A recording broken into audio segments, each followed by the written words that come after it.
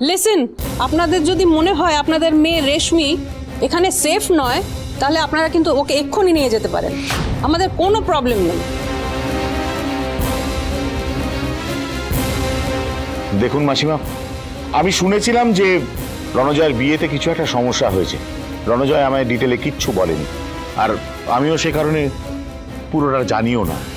কিন্তু এটুকু জানি যে আপনারা আমার ছেলেকে সন্দেহ করে খারাপ ভেবে ভুল করছেন।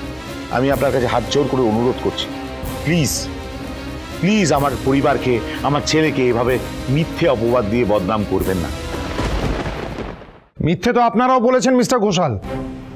আপনার এই গুণধর ছেলে বলেছে ওই বালিগঞ্জের বাড়িটা আপনাদের, কোথায় সেটাও তো মিথ্যে। আর সত্যি কথাটা আপনার বোন আমার ভাইকে বলেছে। আর এটাও বলেছেন যে আপনার বাবা নাকি আপনাকে তাড়িয়ে দিয়েছিল আপনার অসৎ স্বভাবের জন্য।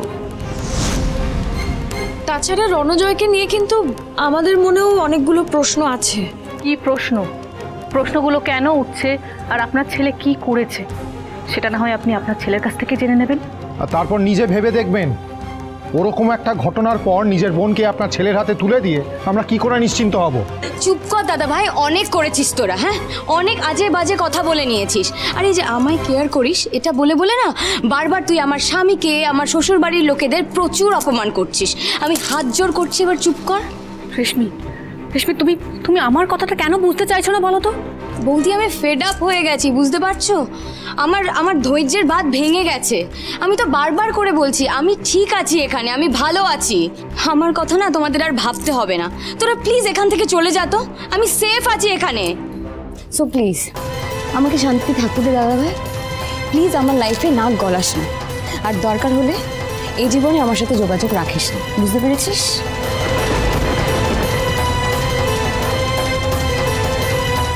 কি বলছিস তুই? ছাড় আমার রেশমি, মারে মারে এভাবে চলে যাস না, তুই আমার কথাটা শুনে যা।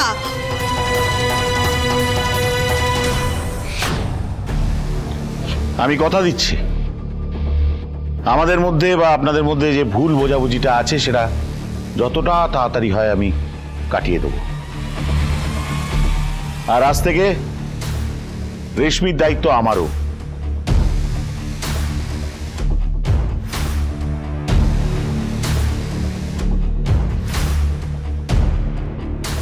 ওর বিশেষভাবে খেয়াল রাখবো আমিও।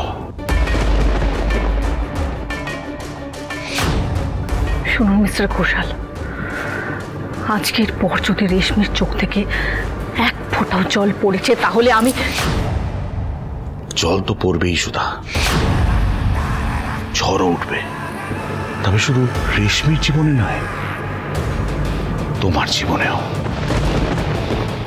এই ঘোষাল তোমার সাজানো সংসারে ঘূর্ণিঝড় এনে সংসার একেবারে তছনছ করে দেবে।